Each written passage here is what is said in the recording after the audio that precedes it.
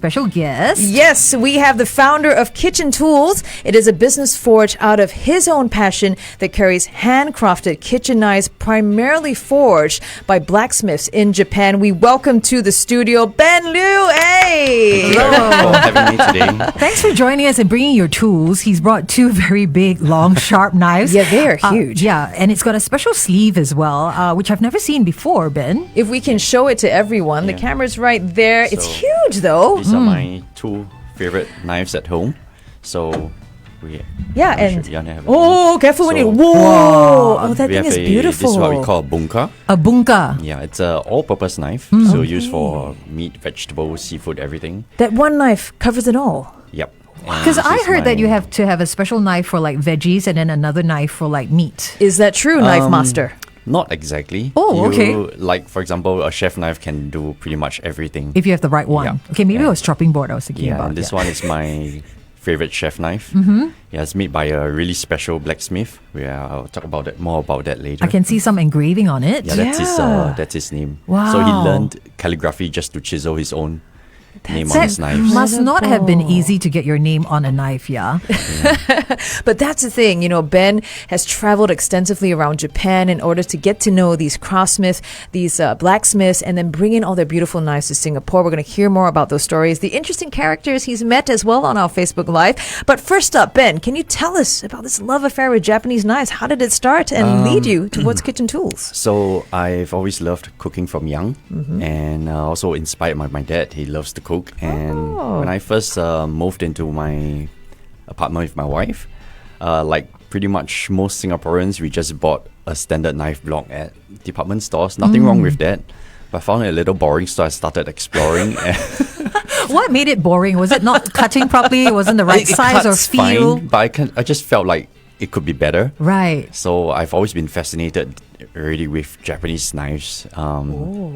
History of like samurai blades and all. And I bought my first Japanese knife. It was a pretty big commercial brand, Shun, and it performed really well. So it lived up to its reputation. Somewhat. Nice. What was the key difference? I'm curious. There's two key differences for me. Aesthetics, they just have a more specialized look, like just that hammered, forged look.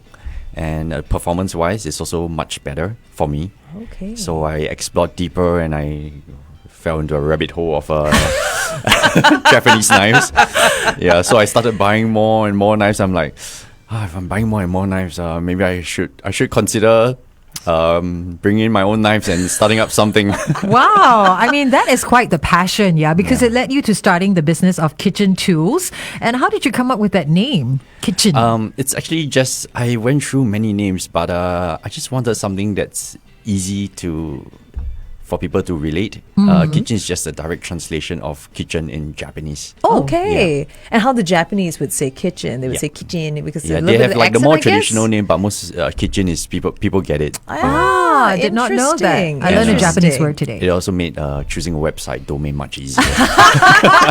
Hey, these are practical business advice, okay? Yeah. One last question before we hop on to Facebook Live. So Kitchen Tools actually started online, right? You did a lot of pop-ups, and now you have this wonderful, it's a beautiful store. I went there recently, the physical store at Bijou. It's at 4 Jalan Mat Jambol. You were actually heavily involved in the store's layout and design. What do you hope to achieve with this amazing shop space for customers? Yeah, so just very quickly, I started online, and then shortly after COVID happened, when the times were right, I did a couple of pop-ups, and through the pop-ups I realized that there's a real need for me to have a retail space. Okay. Yeah. So people were really into the knives that you brought in? Yeah, it's one thing to see knives online, it's another to be able to hold them and try them out. I mean, that's why you started looking for new knives in the first place. It didn't feel right. Yes, and it's kind of like why you take a car for a test drive. It's one thing to see a car, it's another to take it for a test drive to see if it works for you. It's not a one-size-fits-all situation because, when you're in the kitchen, especially if you love cooking, you love chopping things up, you want to feel good, right, doing it as well. All right, we are in the studio with Ben Lew, the founder of Kitchen Tools, and he specializes in sharp knives. How to get them sharp. If you've got questions for Ben, hey, pop on over to our Facebook at facebook.com/1FM91.3. Send us your questions or comments, and you can also do that via WhatsApp, okay? Could lead you to a very cool prize from Crafune worth $100. $100. Back with more Ben in just a bit. Hello, good morning, everybody. Hey, good morning, good morning. Morning. Look who's in our studio. This is Ben Lew, the founder of Kitchin Tools. They are located, the physical store is over at Bijou at 4 Jalan Mat Jambol. And there, as we were talking about why you ended up setting up this physical store, there was a real interest and demand from the local community as well. And you talk about testing. I remember when I went down to visit the store just to have a one-on-one chat with you, you said, the thing about department stores, you never are able to test the knives. That was something I felt like lacking when I wanted to buy a new knife. I kind of wish I could just try it out. I never thought about that. Right? When you go to this department Really store, you good just have point. to kind of like look at it and see whether it's sharp. And then sometimes if you're sneaky, you can maybe like take it out of the box and put it against your hand. But that's not a good way to check if a knife is... Actually, I'm bleeding. It's sharp. Okay, let's buy this one. Then go to the hospital. most people actually are not sure which knife to get. So they usually end up getting a knife block of like 3 to 5 knife set. And that's not cheap. You've got all the branded Yeah, ones. you that actually massive pay block. for more knives than you need. Yeah. I usually recommend people who come by to our store that it's best to start off with just 2 knives. Okay. A main chef knife and a small paring knife or a petty knife, also known as utility knife for smaller tasks. Right. So in general, a smaller knife is just easier to handle, and a larger knife just comes into play when you're cutting larger ingredients. For example, let's say you're coring a strawberry or Right. you are just mincing some garlic. Yeah. A small knife is just going to be I more like your smaller nimble. one. It's a good size because it's Yeah, not this is too my small. daily go-to. Can you do the strawberry thing or the apple thing with that one? But this is Or would you not? larger You than can a do paring apple. knife, right? Strawberry, you can do it with even a larger knife. Yeah. It's just going to feel a little bit awkward. Yeah. Yeah. It's all about the feel, isn't it? I mean, that's what Candida is saying as well. I was calling her Candida because she said, shing, good morning. And she says for her, it's balance. Yes. Is that a thing? Yes. With knives? The balance of the knife feels different in each person's hand. When you It's say very balance, subjective. what does that mean? So you have like yes, it's different for everyone. Depends on how you hold the knife. The general recommended way for me is to just pinch it here. Okay. This gives you a good balance of strength and also control of the Okay. blade. Okay. If you want more strength, let's say you are mincing up some meat, you can just hold it by the handle and just you see some people just mince meat at home, DIY at I'm home. just realizing that there are different Sorry? ways to hold a knife. Yeah. I Oh, mean, that little gap definitely. there is for your hand. I Yeah. didn't realize that. And if you see Japanese sushi chefs, they tend to extend their finger out. Yeah. That's for maximum precision and control, Wow. where they don't need that much strength, but they want precision. Wow. I remember when I was at the store with you, you also talked about how Japanese and Western knives have a difference in terms of the weight balance as Yes. well. Japanese handle knives are much more front heavy because there's less metal in the wood. We call it a tang. So it's just a small piece of metal that extends in. Whereas I don't have a Western knife now, but Western knife, they have a full metal tang, Yeah. which adds a lot of weight In to the handle. To the handle. So- So depending on each individual, if you tend to do like, if you see some, let's say Gordon Ramsay or some YouTube where they are chopping really fast, Yeah. having the weight towards The the, bag? handle feels more natural in doing that task. Less accidents as Yeah. well, right? Interesting. Well- Interesting.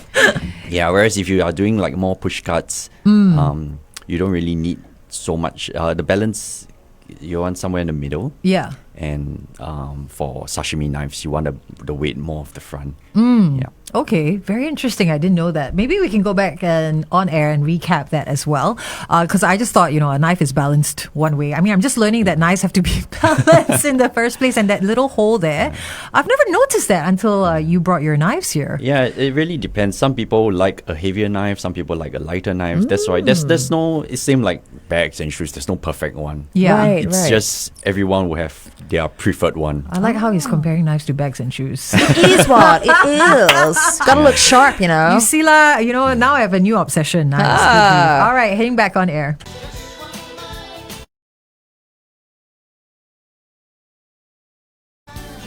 Feel Collins and Two Hearts here on 1FM 91.3. Good times, greatest hits. Good morning to you. You're on the Brightside with Carol and Lavinia. And joining us here in the studio this morning is Ben Lew, the founder of Kitchen Tools. He didn't bring 2 hearts, he brought 2 knives. I think there's more in his bag. I'm pretty sure about it. Just a heads up that we're also going to be shooting something really special with Ben. It's about how to sharpen knives. That's a very key thing. And it leads to our next question. What do you want people to know when it comes to knives, like sharp knives in particular, or sharpening? Anything?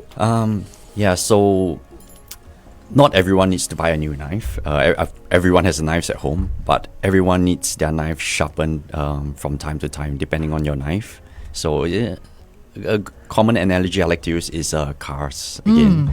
So cheap cars, less expensive cars, or expensive cars, they all need to be serviced at some point in time for it to perform its best. The same goes for knives. So one common misconception is that a sharp knife is more dangerous. It's actually quite the opposite. Dull knives are much more dangerous than a sharp knife. How so? So just give an example. So let's say you know that you're using a sharp knife. You just you're more aware. You're more careful when you use it. Right. And you're cutting with the geometry of the blade, and the knife just bites into the ingredient. Whereas a dull knife, over time, is more of a subconscious thing. You tend to use more force. Like you're just used to using more force over time. True. And it's when you're cutting like a harder ingredient like a pumpkin, where the dull edge tends to slip. And with all that force, that's when the heavy damage occurs. Yeah. Wow. And I'm pretty sure that pumpkin still hasn't been cut. You know what I mean? Okay, so that's a common myth, that a sharp knife is actually more dangerous. Quite the opposite. This is the next question. Can you take us through, what to know when choosing a knife? I love how on Facebook Live you mentioned that, knives, very personal thing. It's about your feel of the knife. It's like your bags for us ladies. So there are several factors. Quite often we have customers who come in and they are looking for their first knife. They don't really know what to call it. They just say that, I'm looking for a everyday use knife or some all-purpose knife, or they're looking for a gift. So the first thing I usually narrow down is the type of steel. The easiest breakdown is stainless steel or carbon steel. So here, this one's a stainless and this one's a carbon steel. Wow. What's the difference? So carbon steel would rust if not well taken care of. For example, if you're cutting lots of acidic food, and you just leave it at the table, you're going to wash your hands, you come back, you're going to start to see surface rust developing pretty quickly. Whoa. Wow. Yeah, that's how... but it sounds really scary, and that usually scares people off, but that's... you just need to wipe the knife down, that's fine. Okay. And apart from that, everything else about carbon steel, I'd say it's better than stainless. It's sharper, it stays sharp longer, and it's easier to sharpen. Okay. Yeah, so Japanese purists, they usually go for carbon steel. But nowadays, stainless steel are getting much better. Technology in steel metallurgy is improving.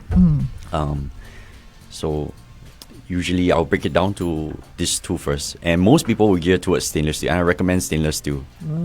It's just easier to maintain for first-time users. Sure. Usually it's chefs that are more familiar with carbon steel, then they might go for that. Because it's not something we think about all the time if you're not really serious about your knives, or you don't cook all that often. I mean, a knife is a knife. It's stainless steel. It looks good. It feels good. And then you don't really think about like taking care of it or cleaning it for that matter. Yeah. So how do we care for the knife? So in general, there's not that much care. Just wash it as you would any kitchen equipment, and then just recommend people to dry it before storing, even if it's a stainless steel knife. So stainless steel can actually rust over time if not taken care well taken care of.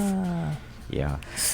And we had a conversation about this. You know how some people like to use knife blocks? Yeah. And just slot it back in, right? Actually, your take on it is, better to just like leave it out to air. I mean, if it works for you, it's fine. But I'm not a big fan of it. I have like just these wooden sheaths for my knives. Is that how you store it every time? You put it back in the sheath? For this knife, I actually have a magnetic knife rack in my kitchen. Oh, cool. But it's very functional, but it's not for everyone, especially if you have kids. Maybe you do not want your knife so easily accessible. So you have to see your circumstance. Okay. So for my more priced knives, I'll keep it in the wooden sheath. And you can just put it somewhere where the top shelf where kids can't reach, and you can just take it out to use. Okay. Because what I realize is that some people, they buy fancy knives, but they keep it in the box. Yeah. And because they keep it in the box, they are Guilty. unlikely to take it out to use it. It's true. Yeah. I've got so many knives from boxes from my mom actually. She keeps buying them and because on sale. And they're good knives. They're actually really good knives with the engraving and all that kind of thing. So we're chatting with Ben Lew from Kitchen Tools this morning. Stay tuned. Coming up, we'll find out how to sharpen your knife. Okay, what's the best way to do that? In fact, we're going to be doing a video, Lavinia and I as well, to see who can sharpen it better. Yes. Join us on Facebook Live, facebook.com/1FM 91.3. The conversation continues with Ben Lew of Kitchen Tools. Everyone, welcome to the Brightside here on our Facebook Live, and we got a couple of questions from our Brightside buddies on Facebook. Hannah asks, "What is your take on ceramic knives?" That's a good question. Not a big fan of ceramic knives. You can't really sharpen ceramic knives well. Is it They a are, one and done situation then? Pretty much because they are really hard, which makes them very brittle. But can they break? I'm just scared of them They cracking. can definitely break because Yeah. they're really hard and brittle. And breaking is not the scary part for me. It's when you have small chips. When you don't know if they get into the food. Yeah. Okay. I never thought of it because at one point it was such a trend. It Everyone's like, was. "Hey, ceramic I mean, knife." I've tried it. It's nice to cut with, but it says it's pros and cons. It has a shelf life, Yeah. so to speak. Okay.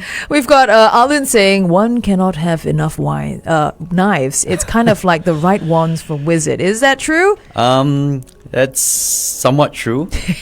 So, for example, I mentioned earlier that I usually recommend people to start with two knives. You have Okay. a main knife and a smaller complementary knife. And usually I will tell customers, use these two, go home and use these two. And over time, you will notice that you tend to, let's say, you cut more vegetables. Then you might want to invest in a vegetable knife, we call it a nakiri. Or if you break down your own whole chicken at home, then maybe you would consider a chicken boning knife. So the thing with Japanese knives, they are the complete opposite with the Chinese cleaver. Chinese cleaver is like one tai dao to settle it all. Yeah. But the Japanese, they have a specialized knife for every single task. Wow. Wow, that is amazing. Speaking of chicken, Alun also chimed in. Do we be our own sort of like chicken to test the knives? So I guess he's asking about like what is a good way to test the knives, and we can do testing down at Kitchen Tools, right? You have a test area as well. We have a live testing station. We usually provide carrots, and we have a pretty good range, maybe about 8 knives to test from, and you get to cut the actual carrot. It's one thing to cut a paper. I've seen those. You know when people test most like, people show a paper cutting test. Yeah. But it's really not that hard to cut a cut paper paper, with okay. any new knives. Right, but right. Cutting with actual ingredient that you can relate to and are familiar with, that shows you how the knife really performs. Okay. So that, Alun, I hope that question has been answered. Candida has this to ask about knife sharpening. So do you suggest stone or metal to sharpen the knives, Ben? Definitely wet stones. Okay. The metal, I suppose, they are referring to the honing rod.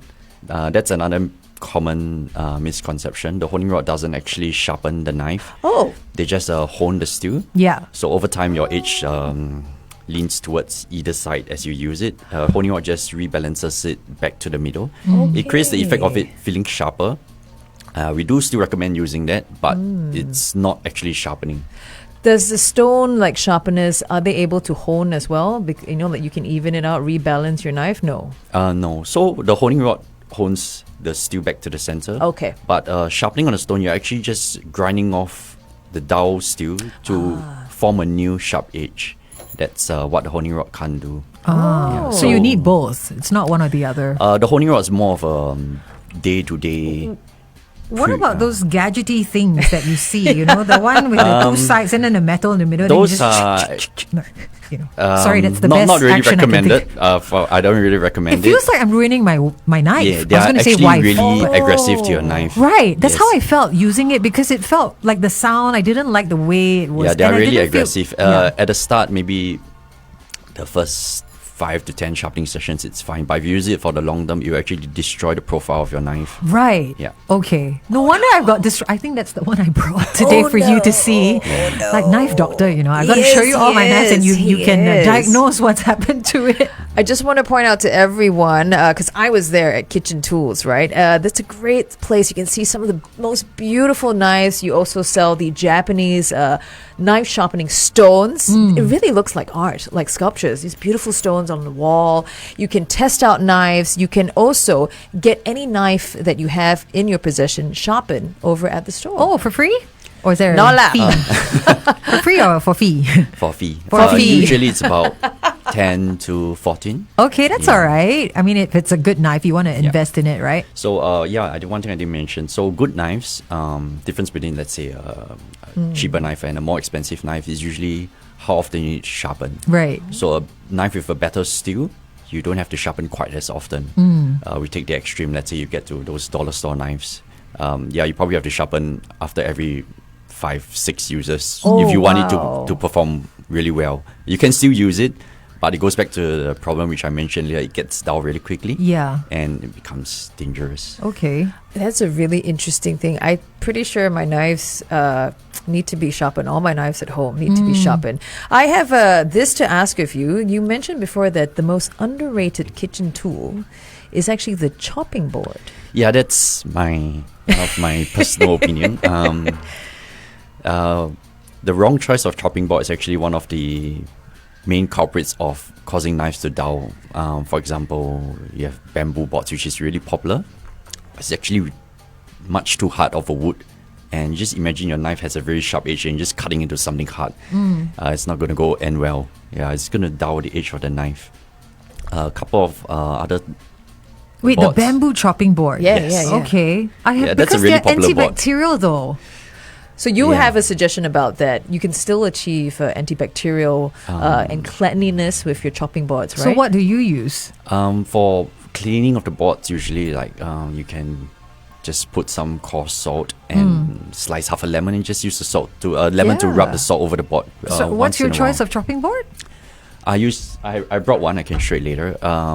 It's a Japanese cutting board. It's actually a synthetic rubber board that's formulated to feel like a wooden board. Oh wow. Yeah. Okay, I didn't know that was a thing. And How about silicone boards? There are also, or the plastic boards. yeah, there's, there are those- some that I have like the antibacterial something in Yeah, them. but those tend to be a little too soft. So you do not want the board to be too hard, neither Yeah. do you want it to be too soft. You notice that if you have those softer boards, Yeah. you'll find those knife grooves in Yes. it, and bacteria will start to accumulate into it. Maybe you can show us your board. yeah, come. Let me take this away. This one's pretty heavy. Okay, it's even got. Oh, that's the board. I thought that was the plastic. I thought that was the cardboard around Yeah. the box. So this actually has a. Can I feel how that feels? If you close your eyes, it just feels like wood. So I can't tell exactly. It's got that texture, that feel of like the IKEA furniture.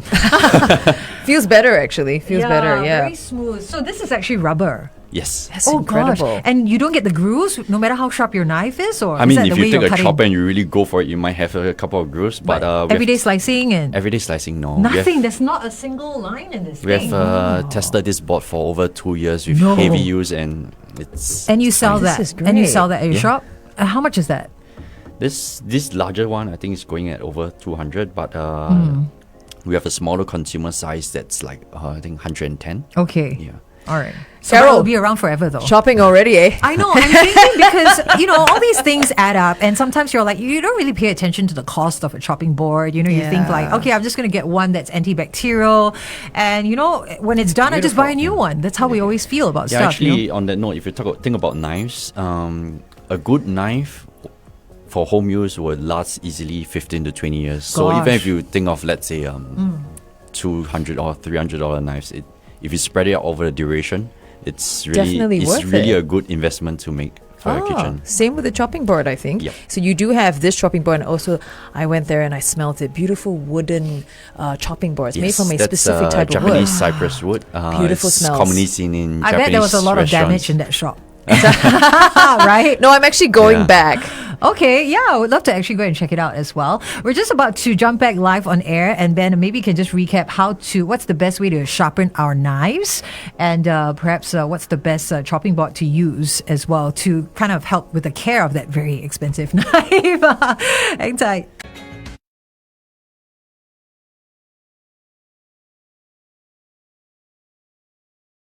It's you too with I still haven't found what I'm looking for, but when it comes to sharp knives and even chopping boards, I have found Ben Lew. Yes. The next best thing, the man who knows about knives. Yeah, no, this is incredible. I mean, you were just so passionate about knives, and look at you now. He knows everything there is. He knows the actual people in Japan who are making all these beautiful knives.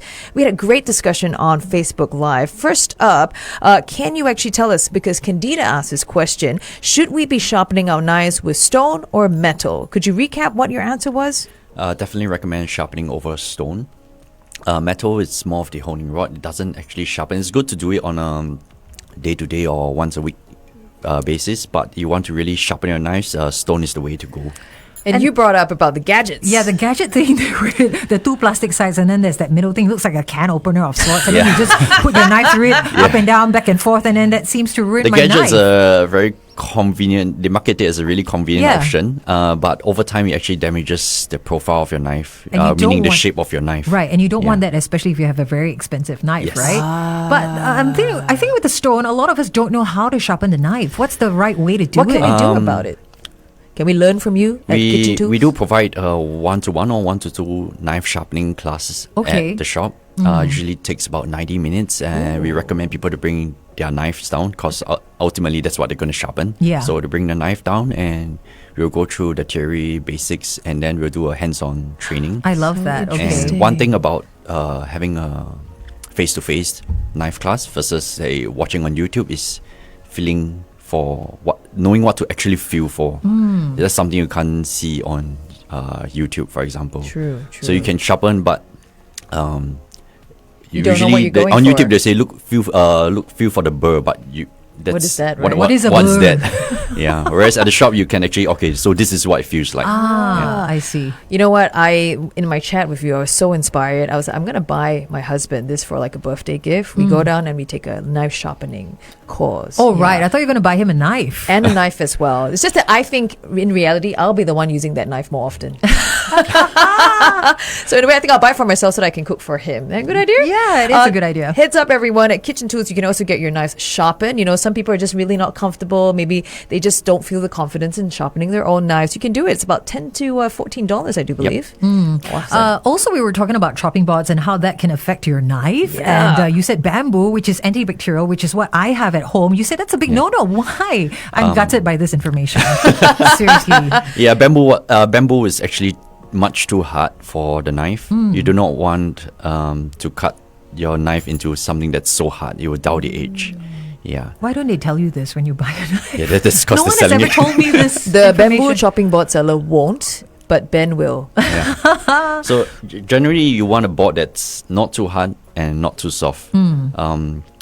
The edge of the blade should actually just bite just a little bit into the board. Okay. Yeah, that is meant to protect the edge. Right. And whereas you are still cutting through the ingredient. One of the worst feelings I hate is when I'm cutting, let's say, scallion, green onion, and you're dicing it all, and then you realize they're all still connected by one piece at the bottom. Yes. That happens with my sourdough bread. It's nearly impossible to cut So through how that. does that happen? Like, why does that happen? Is it dull knife or is it? One is down knife, and the other is the board. It's not cooperating. Or your knife gets stuck in the board as well. That can happen. Is there a problem, as you mentioned, with too soft a chopping board? Yeah, if the board is too soft, over time you have those knife grooves in the board, and mold and bacteria can start to accumulate, and that's quite disgusting. Buy a new one. No, but you have a method, right? You say just coarse salt and half a lemon after every use, right? I wouldn't say after every use, maybe periodically, as when you feel like your board's getting grimy. a bit dirty, too dirty. Yeah. So just put some coarse salt over the board and just slice half a lemon and use it to rub the salt over the board. So that deodorizes it, probably disinfects it as well. Yep. So easy. So you've got a solution as well in the term in by way of like a hybrid rubber kind of board. It looks like wood, but it's actually a rubberized thing. It doesn't feel rubbery. I've tested quite a number of boards. This is one of two most popular brands in Japan. The other one is a brand called Hasegawa. But after trying both, this is my preferred choice. The other one, it's more plasticky. Okay. It's a very textured groove, but this one definitely holds up better. Okay. And you sell this down at the store as well. Yeah. All right. Another thing I didn't mention, the softer boards, over time, you notice they tend to warp. Yes. And they wobble on the table. Yeah. Yeah, that's annoying. That's annoying and dangerous. So good point. this one, I didn't notice it at first actually. It was some professional chefs that came by and asked me, does this board warp? Only then did I realize that actually this board's really dense. Oh, wow. And after long use, yes, it's not warped on me. So Because the one that you've actually brought in the studio, I'm going to lift it up to the camera, okay? Oh, it's heavy, Carol. This one has been used in Kitchen Tools for about 2 years. Yep. And you can see, there's no bruise. It's got good weight. Yeah. and I would pass it to you. There's Sister, no I'm cutting ready. really, marks really in it easy at to all. wash Yeah. and maintain.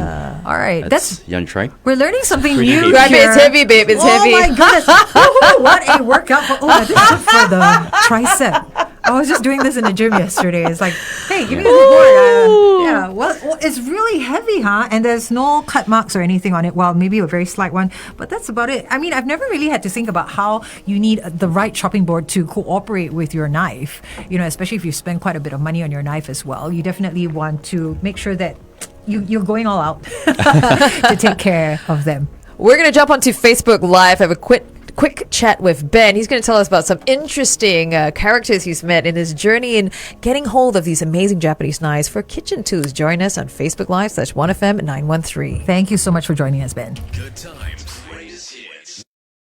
Okie dokie. Hey everyone, thank you so much for your questions. Really great questions. I think, it's the whole idea that everyone owns a knife and they're coming forward. Candida's also saying that you need the right sort of rocking motion. This is a lady who knows her knives. She plays with a lot of knives, I can tell.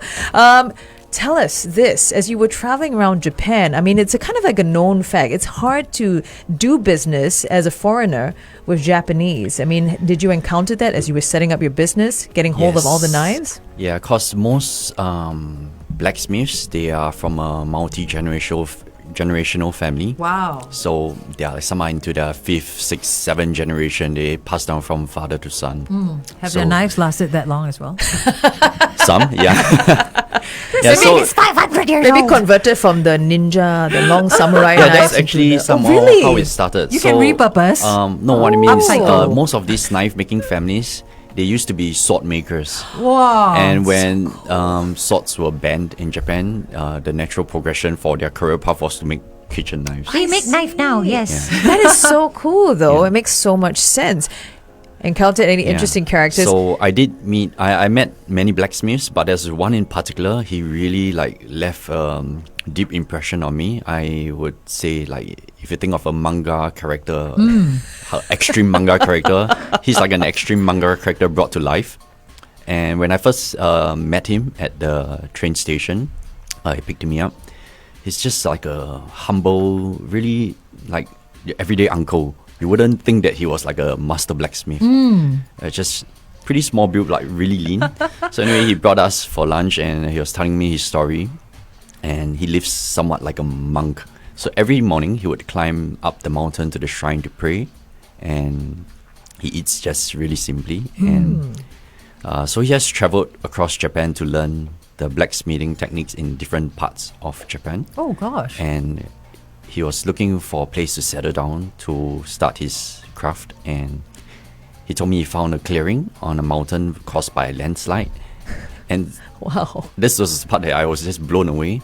So he built his own shed by hands on that landslide clearing, just chopping his own wood and building his whole workshop there. Wow. I was like, That's yeah. a lot of dedication and commitment to a craft. So Yeah. he believes that fire cleanses his soul. So when he starts forging, he'll change to his forging clothes and Forging clothes. basically his coverall, protective gear. Oh, right. You can see Safety first. You can see he gets really serious, going to those manga, those beast mode. Yeah, then Beast mode.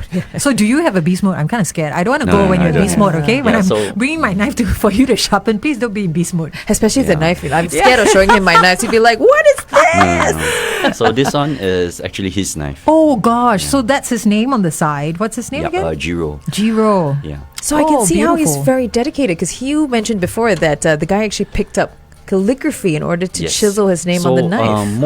How does he do that? With They what? use Compass. a metal piece, a chisel, and they'll hammer it. Okay, not compass. lah. So most of the knives in Japan, for example, I mentioned blacksmiths. yeah. So blacksmiths, they'll just focus on forging the knife. Okay. And another person will be sharpening the knife, and another person would be installing the handle of the knife. So it's very specialized. they are very work. specialized. But this guy, he wanted to do everything from start to end by himself. So he went to learn every single aspect of the process of making the knife. I love that you have a nice, like, sentimental connection to this knife. I think when you're using it, you probably feel like, all these stories and, what's the meaning behind it, where it came from, probably, just adds to that flavor and that experience of you preparing your food, right? Yeah. Now, how's your cooking? Well, my family loves it. That's the most important. Oh, Okay, enough said, enough said. good. Good Yeah. knife must have good cooking. Actually, we got a question from WhatsApp. Nujahan actually wants to know, what about the electric knife sharpener? Is that similar to the one we It's brought similar up? to that. So it's a no. She says she loves knives. She's got 13 pieces in her collection. And so, Najahan, thank you so much for your questions via WhatsApp. Actually, you might actually need to type your location for Kitchen Tools, yeah? We're going to share it with you for sure. Check them out. Kitchen Tools, they're at Bijou. It's at 4 Jalan Mat Jambol, Unit 01-04. Where can we find you online, or do you have an Instagram for Kitchen Tools? Our website is just kitchentools.com. And it's spelled as Kitchin. Remember, it's the romanticized way that the Japanese actually say kitchen. Kitchen. Yeah, the location is actually just directly opposite Pasir Panjang MRT. Oh, okay. That's convenient. Very near you. Very, You can very pop near. in anytime to I've do been some- hanging out with Ben. That's all I can say. Right, My right. husband and me hanging I out at pass Ben's you shop. my knives to sharpen and you bring to the shop, okay? Thanks so much for joining us, Ben. Thank you so Thank you for having me. much. Yes, we hope to see you again really soon. And of course, teach us how to sharpen our knives and our minds. Okay. Thanks, everyone. Good time. Greatest hits. 1FM 91.3.